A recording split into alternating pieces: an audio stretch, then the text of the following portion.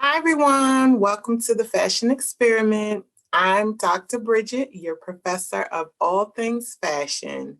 And today I'm going to be starting a series focusing on trends, fashion trends. We've been through a lot in the world with the pandemic and the shutting down of the country and everywhere in the world. And now we're beginning to come back to our new normal, and I want to review what is going on in fashion. And I'm going to discuss it from the perspective of influencing factors because our immediate environments, everything in our environments has changed, and all those changes are going to have a direct impact on our fashion industry and trends. So let's get started. Trend forecasting and influencing factors. So the first thing I want to highlight is the point that I just made. Everything that happens in our culture, in our environment, affects fashion. So the different influencing factors I'm going to touch on, and then I'm going to share very specific things that are happening in our culture now and connect it to fashion. And as I shared, it's going to be a continuing lesson. I'm going to highlight all the influencing factors related to how forecasting occurs and how trends evolve and that continuing pattern. So, first, I want to discuss the history of fashion because in a previous lesson, I talked about the foundation of forecasting. And one of those foundational principles is fashion is cyclical. So what was old becomes new again, and it just moves in a circular pattern. So it's very important for anyone interested in pursuing a career in the fashion industry, or you just want to understand how trends evolve, you need to know the history. So, right now, we're in the 21st century in this year that we're in. And when we look around to see what the trends are, we see a 90s inspiration um, coming back. Okay, so that style, that oversized, baggy look, brighter colors, larger prints, that 90s inspiration. And everything is cyclical. Everything that we see trending was once trending before. So I'm just repeating myself because you have to research and understand what was relevant in previous times so that you can frame it for the present day. So you say, okay, I see the 90s inspiration is relevant right now in fashion. Well, back in the 90s, the previous time this particular style was relevant. Well, what was going on in the world? Um, how what was important to people?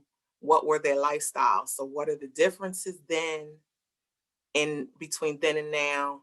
And what are the similarities? And that helps you kind of frame it. Okay.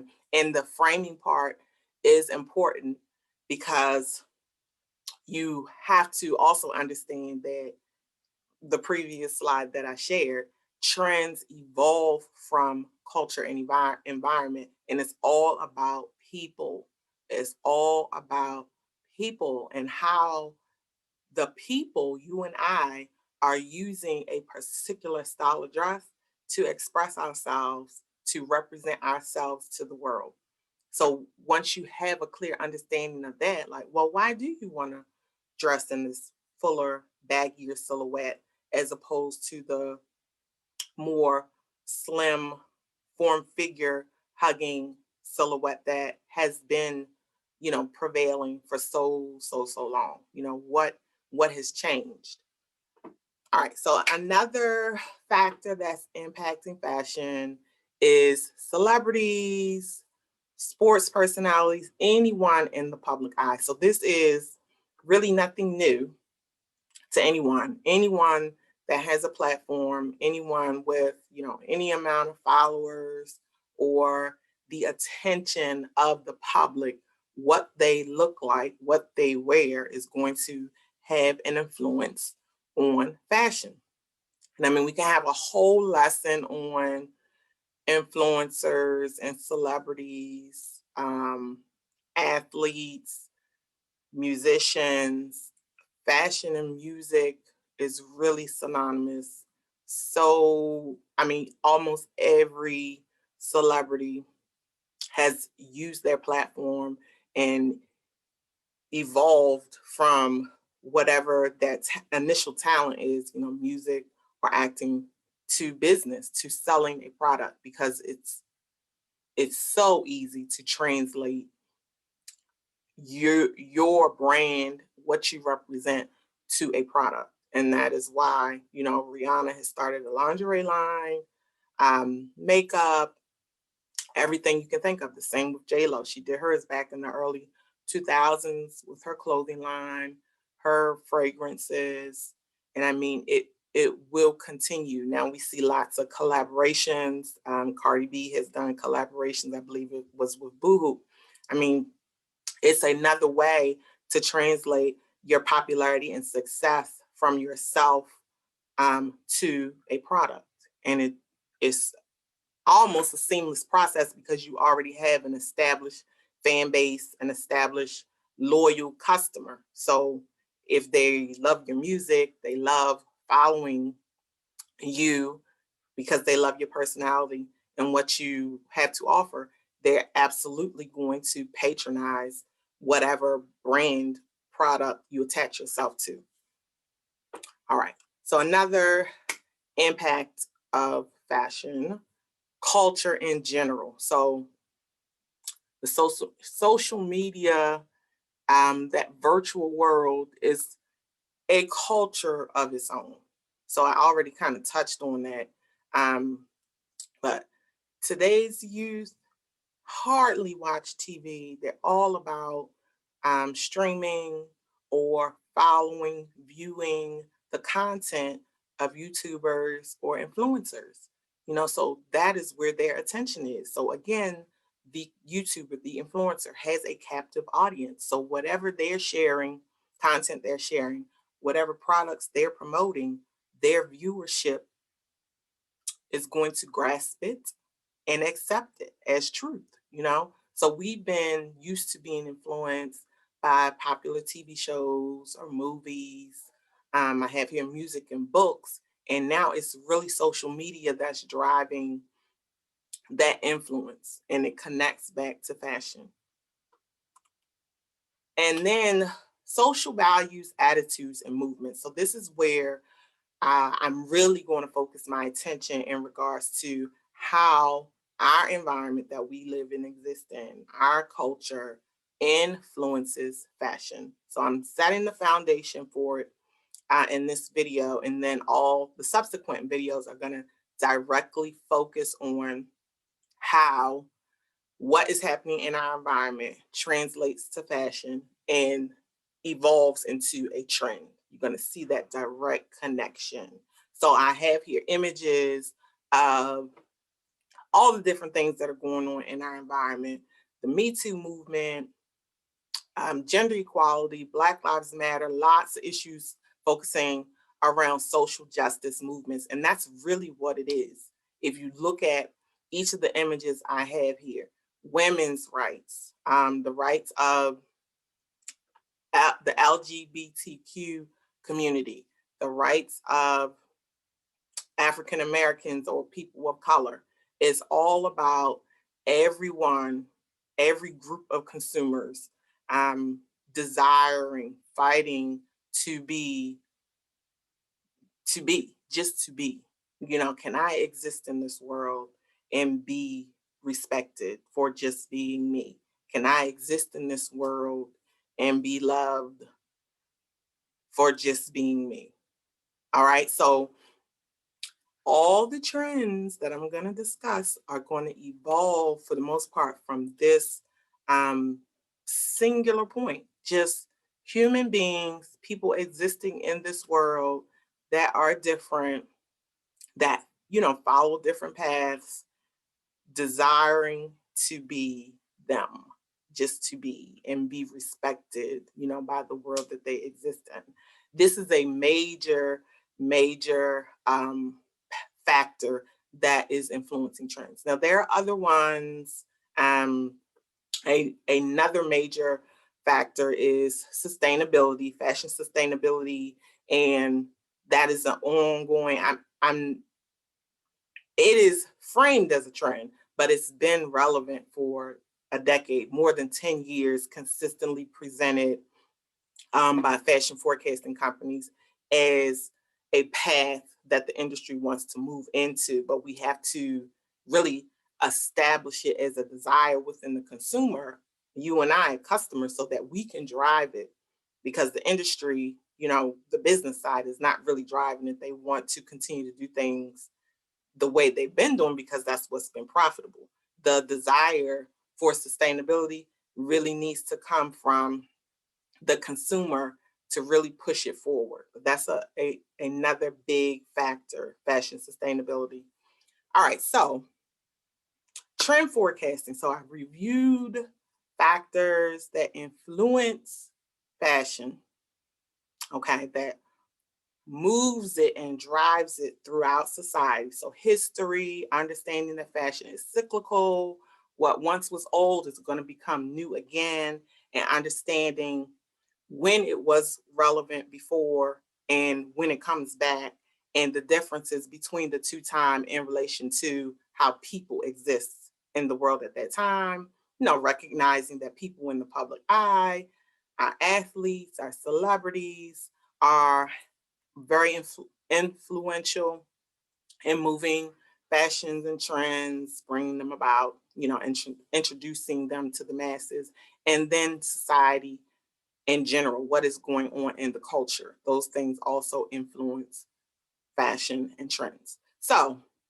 it's all about research, okay? When we talk about trend forecasting, how to identify what's going to be relevant, what's going to be, the look of the moment. And that is what I just covered. I highlighted the major factors, but it's all about gathering information, gathering this data. Who, stores all this historical data about fashion and trends and societal changes, all right? And who does it? What does it? Fashion forecasting companies do it. They research trends in all industries, from the fashion industry, automobile industry, retailing, home fashions, interior design, like any industry where the product changes, based on what is popular at the moment. All those industries that I just mentioned use forecasting companies. So here I had images of some of the major forecasting companies. WGSN, World Global Style Network, is one of the major forecasting companies, and they forecast everything within the fashion industry. They break it down into categories, forecasting colors, denim, clothing categories, so denim, cosmetics, home fashions, as I had mentioned, like retailing, merchandising, what's going on in the culture, on the streets, locally and globally, nationally. All right, another trend forecasting company, Fashion Snoops, and Trend Council, and Pantone. So Pantone is a color forecasting company. They forecast color, and I'm going to do a video on forecasting in color. It is essential. It is part of the forecasting process, color. And in regards to forecasting, it is part of the process because it connects the culture, environment, history of fashion, pop culture, to the feelings of the consumer. So we saw all those different social justice movements with the different groups of consumers, from women, people of color, LGBTQ community. Okay, so how do you begin to translate what's going on in the world to what you wear? The first step after identifying how the culture feels is identifying the color. And we associate colors with feelings. All right. So that's how we begin to walk down the path of connecting how people feel and what's going on in the world to actual clothing, style of clothing. All right. And then another part of what Pantone does is the practical part of it in regards to forecasting a color. How do you now take a color and translate it to all these products? Okay, so this blue color, classic blue, was the color for the year, for 2020. So, okay, well, classic blue, I like blue. I want to wear blue. I want some blue eyeshadow. I want some blue paint to paint my walls blue in my home. I want some blue paint for my automobile, all these different products, blue fabric, okay, blue shoes, blue handbags, all these different products, blue carpets, blue furniture, okay? So all these different products that we need to dye blue. So Pantone, on the practical side of it, it's all chemistry now, establishes the, I would call it the ingredients, the formula, the recipe for mixing whatever chemicals are required to get this exact shade of classic blue for the automobile, the paint that's going to be used to paint the automobile, the paint dye that's going to be used to dye the fibers for the fabric, dye the fibers for the carpet, for the upholstery, the paint color for your walls. Okay, so you need one, possibly two, but really it's one central company, organization establishing what the color is, and then moving to the next stage of formulating that color, for all those different products. And there is another company, Pantone really is for the fashion industry. And then there is another company, in home fashions, Behr. The paint brand does forecast colors. But like I said before, there's a practical side to it. As I said, once you identify color, then you have to formulate that color to get that exact shade to dye and paint all those different products.